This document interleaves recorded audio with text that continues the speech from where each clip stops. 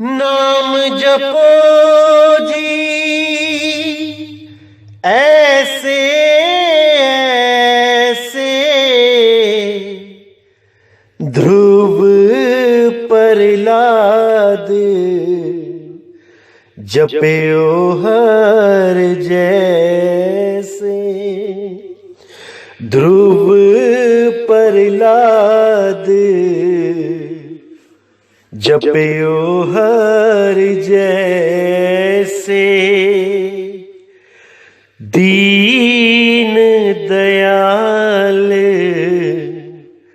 भरोसे तेरे, सब परिवार चढ़ाया बेड़े।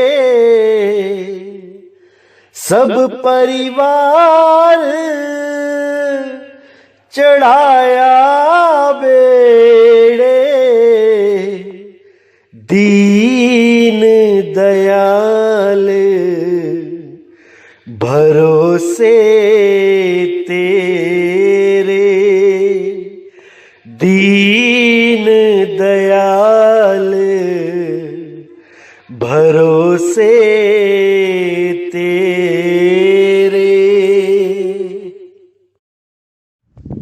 नमस्कार मेरे प्यारे भाइयों, मेरे परम पिता परमात्मा के प्यारे जीव हंसों। मैं बंदी छोड़ से यही अरदास करता हूं कि आप सब मेरे भाइयों का विवेक पहले से ज्यादा और ज्यादा से ज्यादा बढ़ता ही जाए, और ऐसी कोई दुविधा ना रहे जो मेरे भाइयों के मन में 1% भी घर कर पाए। ऐसा कोई भी भरम भूत इस दिमाग में ना बचे जो मेरे भाइयों को 1% भी परेशान कर पाए। क्योंकि जब तक सारे भरम ना मिट जाएं, तब तक आप भक्ति शुरू भी नहीं कर सकते। भक्ति शुरू करने से पहले सारे कंसेप्ट क्लियर होने चाहिए। एक भी फांस नहीं होनी चाहिए पैर में। अगर पैर में फांस होगी तो आप चल नहीं पाओगे। इसलिए पहले हर तरह की फांस को निकाल देना है। पहले हर तरह के भ्रम को खत्म कर देना है। निर्भय पद को प्राप्त करना है, उसके बाद भक्ति शुरू होती है। ऐसा नहीं होता कि आपने आज सत्संग सुने और 10 दिन के अंदर ही आप नाम दीक्षा लेने के लिए तड़पने लग जाओ। अच्छी बात है, विवेक जाग गया, अच्छी बात है, हर चीज समझ में आने लगी, अच्छी बात है कि परमात्मा की दया होने लगी। लेकिन मेरे भाई, समय बहुत जरूरी होता है। किसी भी काम को करने में समय देना पड़ता है।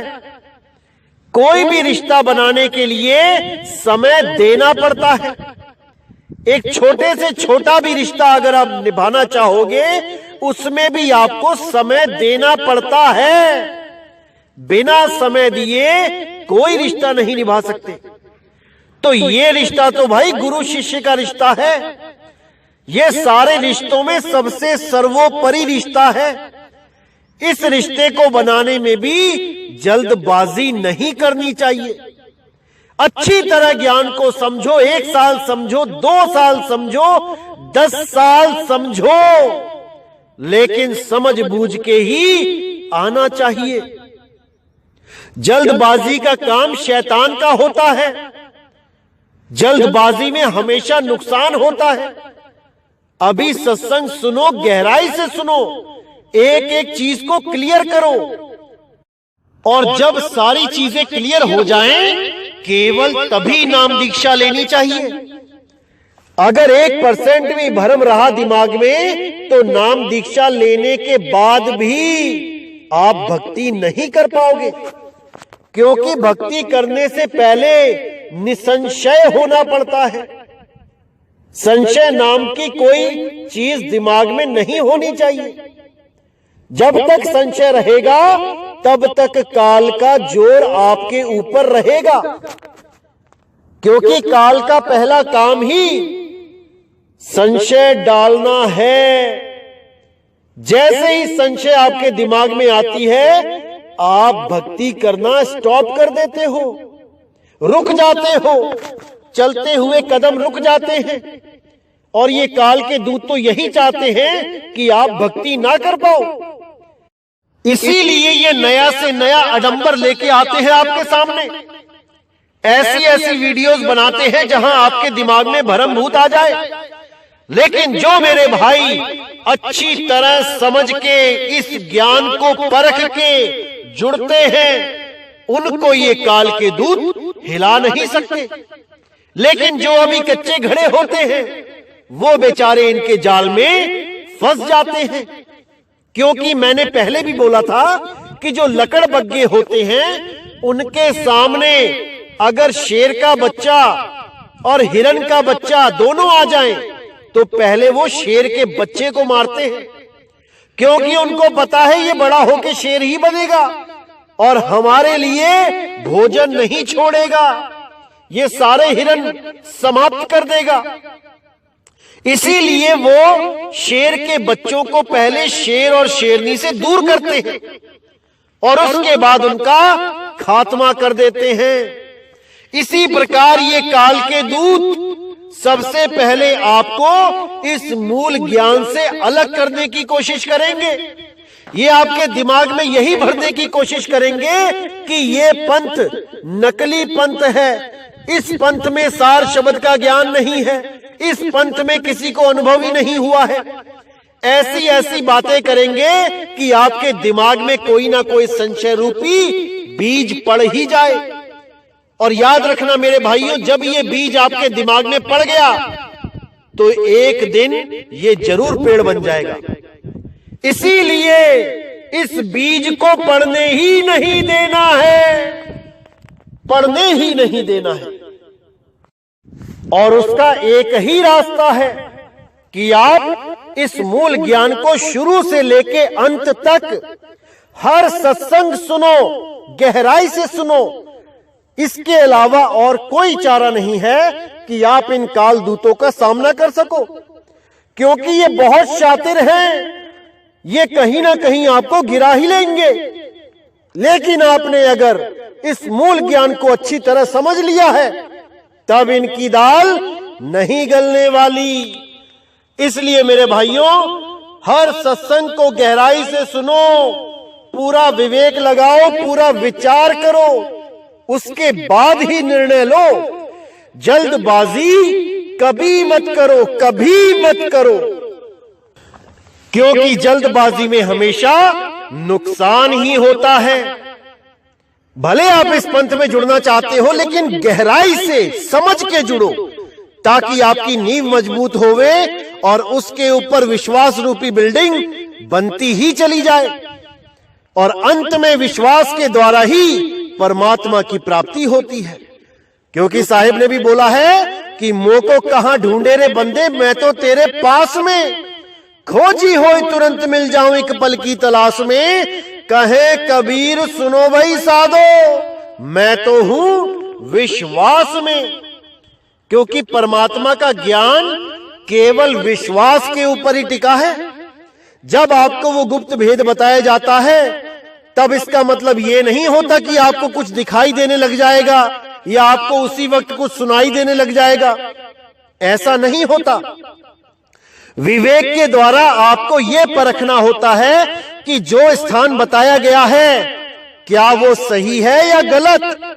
जो परमात्मा का द्वार बताया जा रहा है, वो सही है या गलत। उसके बाद आपने पूर्ण विश्वास करके उस पे टिक जाना होता है। अपनी सूरत को वहां टिका लेना होता है। क्योंकि सूरत को टिकाने के बाद ही वो सार शब्द प्रकट होता है। वो सार शब्द कोई लेने देने की चीज नहीं है कि गुरुजी आपको कुछ देंगे और आप गुरुजी से कुछ लोगे। ऐसा नहीं है भाई। सार शब्द का मतलब है कि वो शब्द जिसके द्वारा ये ब्रह्मांड चल रहा है, ये संसार चल रहा है, ये सब कुछ चल रहा है। आपका शरीर भी उसी की वजह से चल रहा है। अब जिस चीज की वजह से आपका शरीर चल रहा है, वो चीज आपको कौन दे सकता है? अरे वो तो आपके पास पहले से ही है, बस आपने उसका अनुभव करना है। ऐसा भेदी गुरु मिले जो खुद भी अनुभवी हो और आपको भी अनुभव करवा दे। ऐसा गुरु नहीं चाहिए कि कुछ बोल के पकड़ा दे और हो गया सार शब्द। ऐसे गुरुओं से सावधान रहना चाहिए। अरे कबीर साहब तो कहते हैं, अकह नाम वह कहा ना जाई, अकह नाम गुरु कह कह समझाई। गुरु कह कह के समझाता है उस नाम को, ना कि वो बोल के नाम ही दे देता है। बोल के नाम नहीं दिया जाता, बोल के नाम समझाया जाता है। नाम की महिमा समझाई जाती है, ना कि बोल के सार शब्द दिया जाता है। इसीलिए साहिब ने कहा, जो पहुंचा जानेगा वाही, वो कहन सुनन से न्यारा है। जो उसको समझ लेगा, जो उसको जान लेगा, सुरत के द्वारा उसका अनुभव कर लेगा, केवल वही सार शब्द को पाने का हकदार होगा। जो केवल सार शब्द की बातें करके ही पेट भरते रहते हैं दिन भर, वो सार शब्द को पाने के हकदार नहीं है।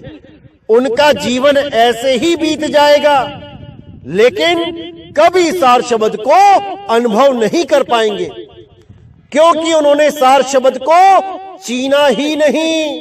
सुरत के द्वारा, वो कानों के द्वारा ही चीनते रहे। इसीलिए मेरे भाइयों, अच्छी तरह समझ लो, ये मूल ज्ञान है। इस ज्ञान को समझने के बाद ही इस जीव की मुक्ति होती है। चारों युगों में ये ज्ञान एक बार इस पूरे ब्रह्मांड में फैलता है, और वही समय आ गया है मेरे भाइयों, समय आ गया है। अब आपने केवल समझना है कि क्या बताया जा रहा है आपको। एक एक वाणी पे निर्णय करना है, हर वाणी पर विचार करना है, और एक मत होके सारे विश्व में सत्य नाम का डंका बजाना है, क्योंकि सत्य नाम ही हम सब का पिता है। घासीदास महाराज ने तो उसको सतनाम पिता करके बताया है। जो भी घासीदास महाराज से जुड़े हुए हैं, वो भली भांति जानते हैं कि सतनाम पिता कौन है, लेकिन वो ये नहीं जानते कि सतनाम पिता का स्वरूप क्या है, उसको प्राप्त कैसे किया जाए। सतनाम को तो पिता वो बोलते ही हैं, लेकिन उस पिता को प्राप्त कैसे करें, बस इस पे थोड़ा सा विचार करने की जरूरत है। सतनाम पिता कहीं दूर नहीं है। तो ऐसे ही बहुत संतों ने सतनाम की महिमा गाई है, और सतनाम ही सारे ब्रह्मांड का कुल मालिक है। इसी को बाबा नानक ने सतनाम वाहे गुरु बोला है, कि वो सबका गुरु है, वो जगत गुरु है।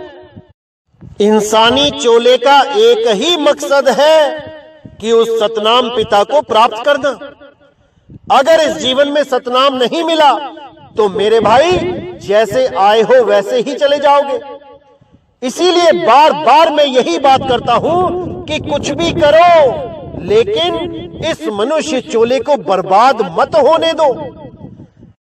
अरे शुरुआत कहीं से भी करो, कोई भी गुरु धारण करो, शुरुआत करो तो सही। परमात्मा की दया होगी तो आगे से आगे रास्ता मिलता चला जाएगा, और कभी ना कभी सतगुरु तुम्हारे जीवन में दस्तक दे ही देंगे।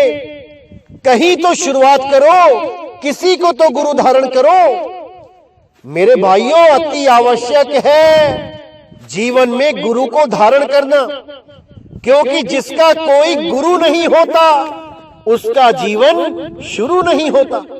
बिना गुरु के अनाड़ी ही रह जाओगे। तो मेरे भाइयों, विचार करो, विवेक लगाओ, और कोई ना कोई गुरु जरूर धारण करो, और आगे का ज्ञान जब भी मिले, कभी भी मिले, कहीं भी मिले, उसको ग्रहण करो और आगे बढ़ जाओ। क्योंकि हमारा मकसद यहाँ पर केवल गुरु बनाना नहीं है, हमारा मकसद है पूर्ण ज्ञान को प्राप्त करना। और पूर्ण ज्ञान तभी प्राप्त होता है जब आपके जीवन में कोई पूर्ण सतगुरु आता है।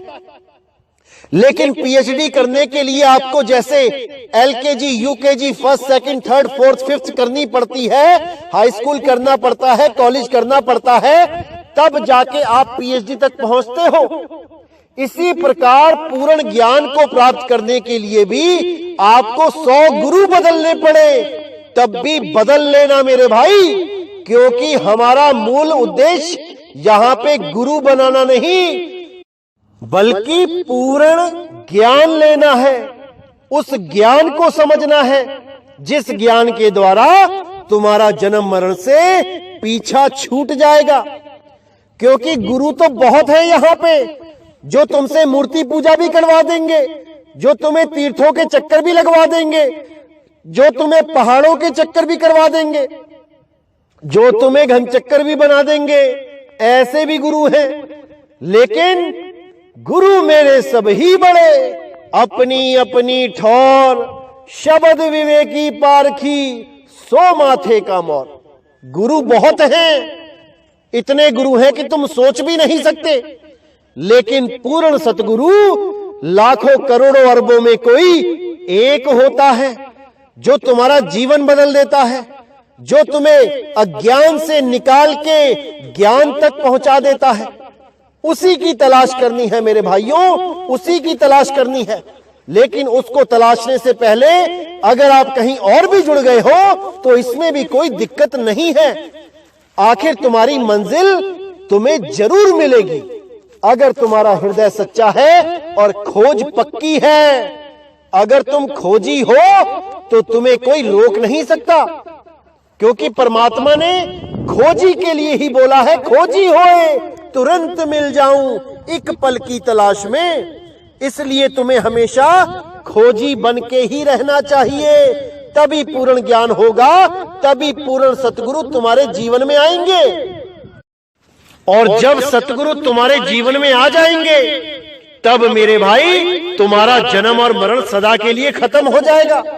उसके बाद तुम्हें गर्भ जून में कोई डाल नहीं सकता, क्योंकि परमात्मा तुम्हारा रखवाला हो जाता है। जब परमात्मा रखवाला हो जाता है तो कोई तुम्हारी हानि नहीं कर सकता।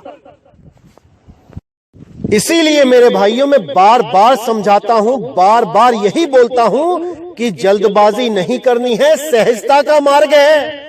यहां पे आके भी सहज ही होना पड़ेगा। बिना सहज हुए परमात्मा नहीं मिल सकता, अपना स्वरूप चीन नहीं पाओगे, क्योंकि बिना सहजता के तुम्हारी सूरत टिकेगी ही नहीं। अरे सूरत फंसी संसार में, तासे पर गई दूर, सूरत बांध स्थिर करो, आठों पहर हुजूर। सूरत स्थिर करने का मतलब ही सहज होना है।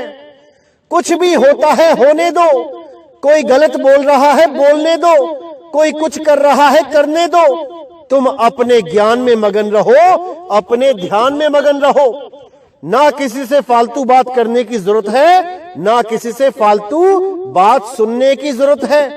कोई गलत बोलता है, उठ के वहां से चले जाओ, ना कि उसको 2 गालियां दे दो और ताकि वो 2 से 4 करे और तुम 4 से 8 करो। ये काम नहीं करना है मेरे भाइयों, ये काम नहीं करना है। जो करेगा सो भरेगा। तुम क्यों हो रहे हो उदास? तुम अपने ज्ञान में मगन रहो, तुम अपने ध्यान में मगन रहो। तुम्हें किसी से कोई लेने देने की जरूरत नहीं है। साहिब कहते हैं कुछ लेना ना देना, मगन रहना। 5 तत्व का बना ये पिंजड़ा, तामे बोले दिन रात मैना। कुछ लेना ना देना, मगन रहना। बस मगन रहो, अपने ज्ञान में अटल रहो, अपने ध्यान में अटल रहो, अपनी सूरत को टिकाओ। क्योंकि संसार तो यही चाहेगा कि तुम्हारी सूरत भटकती रहे, तुम भक्ति ना कर पाओ। क्योंकि काल के दूत यही करते ही आए हैं आज तक। तुम्हारी सूरत को भटकाने के लिए बहुत से जंजाल बुनते ही आए हैं, लेकिन तुमने अपनी सूरत को टिकाना है, भरमाना नहीं है। तो मेरे भाइयों, अच्छी तरह समझ जाओ कि जल्दबाजी नहीं करनी है, पूरा विवेक लगाओ, पूरा विचार करो, तब इस पंथ में आके जुड़ो। क्योंकि बिना विवेक के जो भी इस पंथ में जल्दबाजी में आया है वो उतना ही जल्दी छोड़ के भी गया है। क्योंकि मेरे भाई, इस ज्ञान पे अटल होना बच्चों का खेल नहीं है, सिर धड़ की बाजी लगानी पड़ती है, सिर साटे की भक्ति है भाई। ये कोई मजाक नहीं चल रहा है कि आज सत्संग सुना और 10 दिन में आके नाम लिया और 15वें दिन में बोलो कि हमारा जी ध्यान नहीं टिक रहा है। इस ज्ञान को अच्छी तरह समझ लो, अच्छी तरह विचार लो कि ये रास्ता सही है या नहीं, और जब लगे कि यही रास्ता सही है, उसके बाद सिर साटे की भक्ति है, उसके बाद केवल सरेंडर करना है, उसके बाद केवल दृढ़ होके चलना है। क्योंकि चलोगे तभी मंजिल तक पहुंचोगे। क्योंकि गुरु केवल रास्ता बताता है, चलना शिष्य का ही काम होता है। कोई ऐसा जादू मंत्र नहीं होता कि गुरु तुम्हें यहां बैठे बैठे ही पहुंचा दे बिना तुम्हारे कुछ किए। तुम्हें रास्ता बताया जाएगा, तुम्हें विधि बताई जाएगी, तुम्हें तरीका बताया जाएगा सत्य सिमरण का, सच्चे नाम को याद करने का, अपने स्वरूप को प्राप्त करने का। तब आपका ये जन्म और मरण सदा सदा के लिए समाप्त हो जाएगा। तो मैं यहीं पे अपनी वाणी को विराम देता हूं और अगला सत्संग बहुत जल्दी आएगा और बहुत इंपॉर्टेंट वाणी होगी। क्योंकि बहुत से लोगों ने उस वाणी को दिखा दिखा के ऐसा अनर्थ कर दिया है, ऐसा भरमा दिया है इस जीव को कि अब कोई रास्ता नहीं मिल पा रहा है, जीव को निकलने का रास्ता ही नहीं मिल पा रहा है। तो अगली वाणी में उस सब को क्लियर कर दिया जाएगा जहां जहां पे भी लोगों को भ्रमित किया गया है। इसी के साथ आज का सत्संग मैं यही समाप्त करता हूं और परमात्मा से यही अरदास करता हूं कि मेरी एक एक बात को आप गहराई से समझें और उस पर पूरा विचार कर लें और सत्य सत्य का निर्णय करके सत्य के साथ सदा सदा के लिए जुड़ जाएं। तो आज का सत्संग मैं यही समाप्त करता हूं। बोलिए सतगुरु बंदी छोड़ सतगुरु सत्य कबीर साहिब की सदा ही जय हो, सदा ही जय हो मेरे मालिक की साहिब बंदगी सतनाम।